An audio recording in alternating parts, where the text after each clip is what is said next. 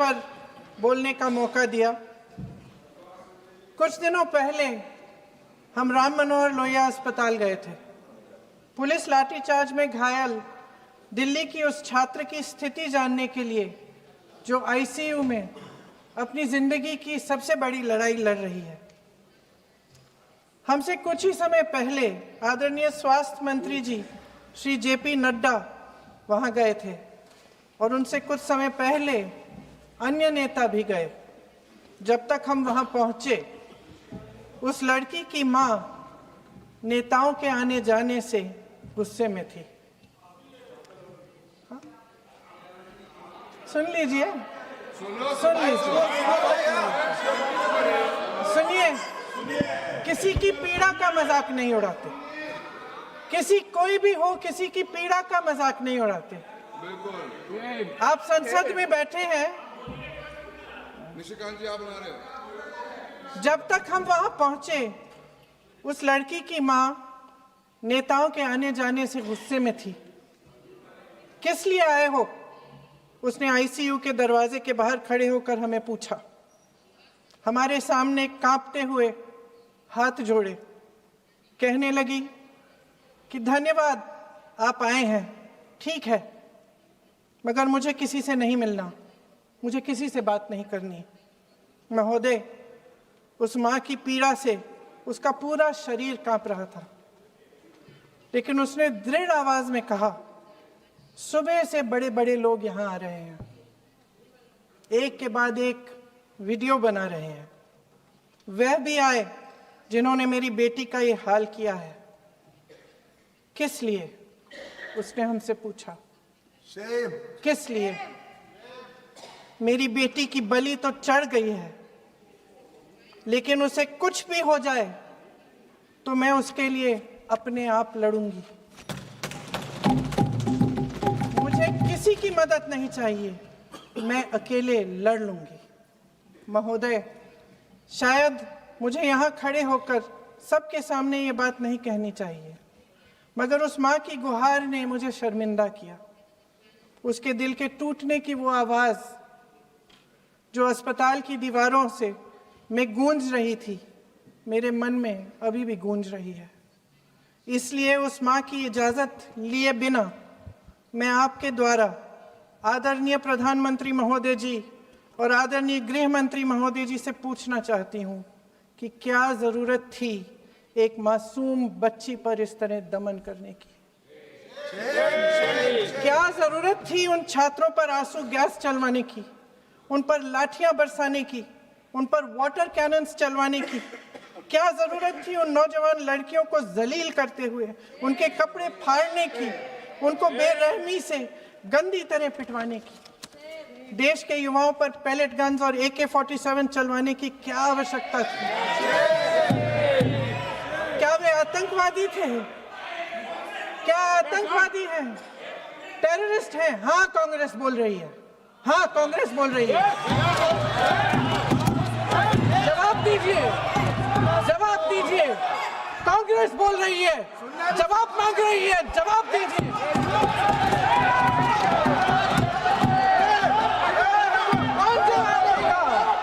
कौन जवाब देगा? गृह मंत्री जी जवाब देंगे।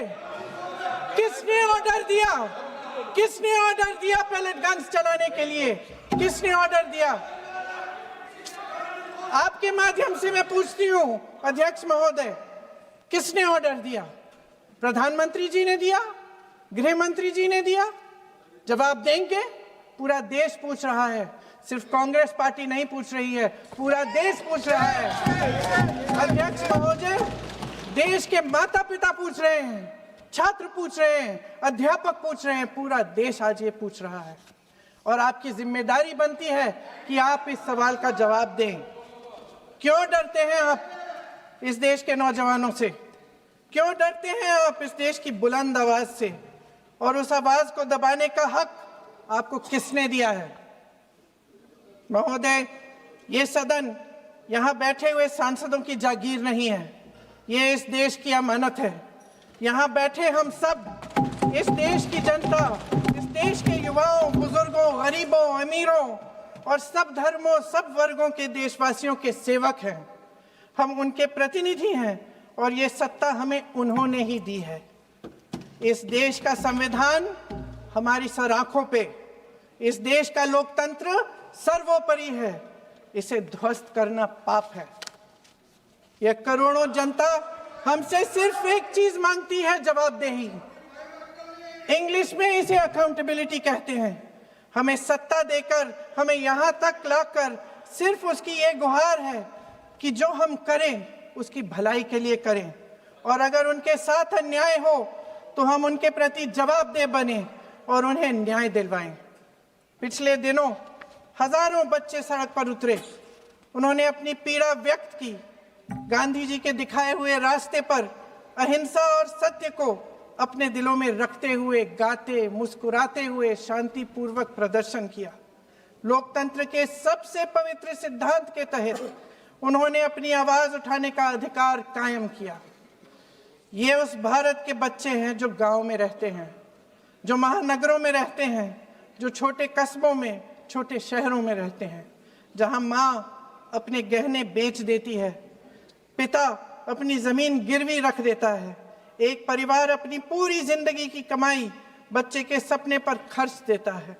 और अब उन्हीं बच्चों को लगने लगा है कि आज इस देश में मेहनत से ज्यादा बेईमानी मायने रखती है, मेरिट से ज्यादा पैसा मायने रखता है। तब सिर्फ एक छात्र नहीं हारता, उम्मीद हारती है। इन परेशान बच्चों ने अपनी उम्मीदें आपसे साझा की। उनकी मांगे क्या थी? कि पेपर लीक करके उनके साथ जो बार बार अन्याय किया जा रहा है उस पर कार्रवाई की जाए, कि जो सिस्टम उनके भविष्य को कुचल रहा है उसे सुधारा जाए, कि जो माफिया उन्हें घेरे हुए है उसे हटाया जाए, कि जिस मंत्री के कार्यकाल में यह सब हुआ वह इस्तीफा दे, कि उन पर बर्बरता करने वालों पर कार्रवाई की जाए और उसके लिए माफी मांगी जाए। बस यही उनकी मांग थी ना, कि जो शिक्षा और स्वतंत्र अभिव्यक्ति का अधिकार उन्हें संविधान ने दिया है उसे कायम रखा जाए। महोदय, हमारे एजुकेशन सिस्टम में कुछ समय से बहुत खामियां भर चुकी हैं। बच्चों पे जो प्रेशर डाला जाता है उसकी वजह से सैकड़ों बच्चों ने आत्महत्या कर डाली है। उससे भी ज्यादा बच्चे डिप्रेशन में डूब रहे हैं। परिवारों पर बच्चों को पढ़ाने लिखाने के लिए घूस, capitation fees, tuition fees, coaching fees आदि के घिनौने दबाव हैं। लोन लेने पड़ते हैं, सामान बेचना पड़ता है और उसके बावजूद कोई गारंटी नहीं कि उनके बच्चों के भविष्य मजबूत बन पाएंगे, क्योंकि बेरोजगारी चरम पे है। इस सरकार ने रोजगार पैदा करने वाले सभी सेक्टर्स को लगातार कमजोर किया। एग्जामिनेशन सिस्टम खुद फेल हो गया है। पिछले दशक में 152 पेपर लीक हुए, 750 करोड़ छात्र प्रभावित हुए, मगर एक भी दोषी, एक भी माफिया को सजा नहीं।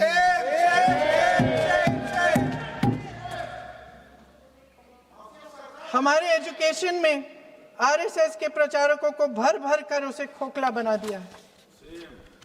जबरदस्ती एनटीए बनवाकर सिस्टम का केंद्रीकरण करके उसे और भी उलझा दिया। देश के कुल बजट में, हाँ जी जबरदस्ती, आपने अभी अभी सुना तमिलनाडु के हमारे साथी क्या कह रहे थे।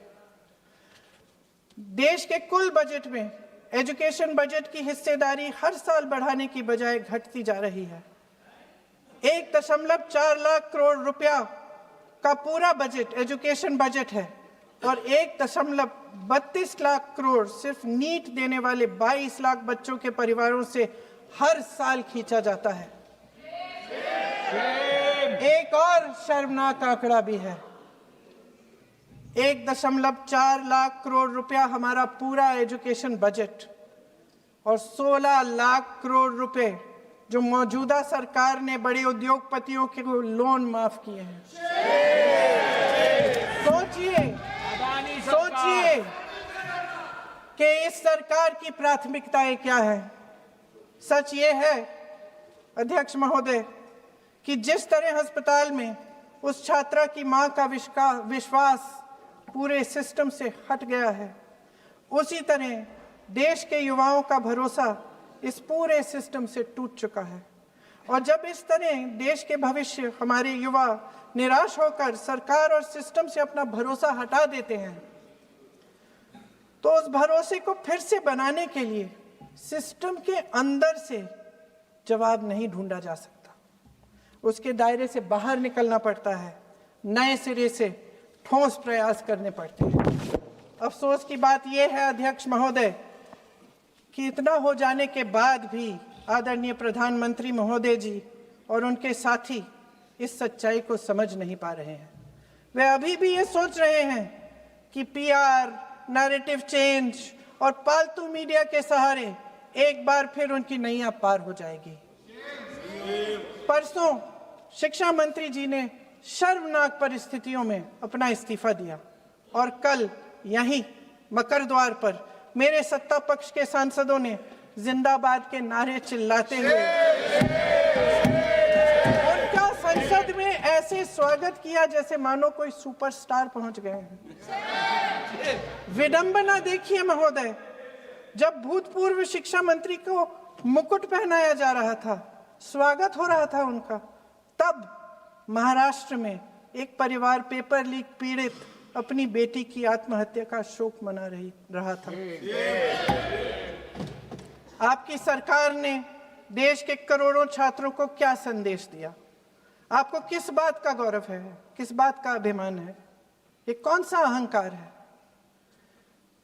जहां आंखों में शर्म होनी चाहिए, वहां बेशर्मी और स्वागत के नगाड़े बजाए जा रहे हैं। एक तरफ मातम है, दुख है, यहाँ फूल माला डाल रहे हैं। कोई आप पर कैसे यकीन करे?